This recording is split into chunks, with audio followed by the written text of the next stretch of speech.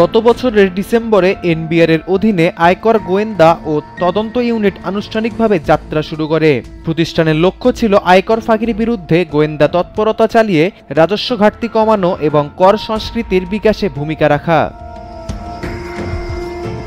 ইউনিটটি তার পূর্ণাঙ্গ কার্যক্রম শুরুর 7 মাস অতিক্রম করেছে। এরই মধ্যে 183 ব্যক্তি ও প্রতিষ্ঠানের বিরুদ্ধে প্রাথমিক তদন্তের মাধ্যমে 1874 কোটি টাকার কর ফাঁকির সন্ধান উদ্ঘাটন করেছে।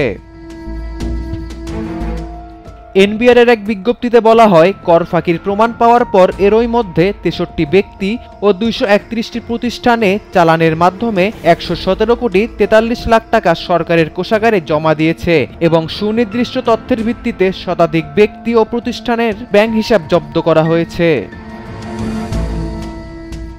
নবগঠিত সংস্থা হিসাবে এই ইউনিটের জনবল ও লজিস্টিক জনিত বহুবিধ সীমাবদ্ধতা থাকার পরও নিরলসভাবে কাজ করে যাচ্ছে আয়কর গোয়েন্দা ও তদন্ত ইউনিট। এই ইউনিট করদাতাদের স্বেচ্ছায় সঠিক কর প্রদানে উৎসাহিত করছে এবং একইভাবে কর ফাঁকি ও অর্থ পাচারকারীদের প্রতি স্পষ্ট বার্তা প্রদান করছে।